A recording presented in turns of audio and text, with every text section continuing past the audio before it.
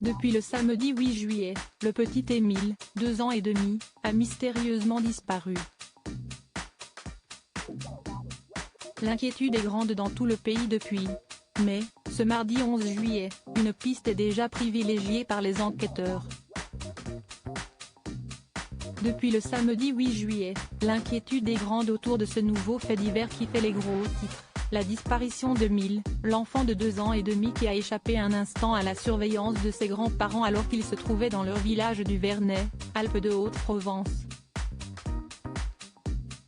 Alors que la mère de l'enfant a diffusé à de multiples reprises un cri du cœur, un message vocal par haut-parleur, selon les informations de la Provence, une piste est déjà privilégiée par les enquêteurs. Si est ce que nos confrères révèlent ce mardi 11 juillet. Selon eux, le petit garçon de 2 ans et demi aurait été victime d'un accident avec une voiture ou un tracteur, alors que les battues pour retrouver Émile viennent de prendre fin.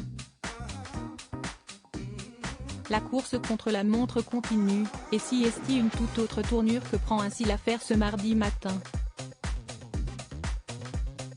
Depuis 8 heures, le village du Vernet est barricadé pour poursuivre les recherches afin de trouver le petit Émile, disparu depuis samedi soir.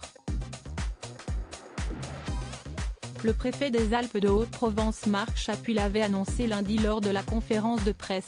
Seuls les habitants du village sont autorisés à y entrer ou en sortir pour assurer le bon déroulement des opérations de recherche. Ce sont plusieurs dizaines de gendarmes qui sont mobilisés sur cette disparition inquiétante, qui a pris une ampleur nationale. Ils sont à la recherche de traces et d'indices, alors que les sapeurs-pompiers ont de leur côté quitté les lieux. Si est sur le bornage des téléphones des habitants que s'appuient notamment les forces de l'ordre, apprend-on. Une nouvelle piste privilégiée alors que grand nombre de questions apparaissaient notamment pour savoir dans quel lieu se trouve actuellement Émile, et comment il fait face notamment à la déshydratation. Pour le moment, la Provence fait savoir que les pistes privilégiées par les enquêteurs sont notamment celles d'un accident avec un véhicule motorisé, tel une voiture ou un tracteur. Pour cette enquête qui mobilise de nombreuses forces, des habitants sont également auditionnés depuis ce lundi 10 juillet au soir. Les battues ont finalement dû être stoppées ce mardi matin, après 2 jours sans interruption, faute d'indices permettant de localiser le petit Émile. Ce qui laisse place chez les bénévoles à un fort sentiment de culpabilité. Les recherches sont donc désormais concentrées sur de nouveaux éléments.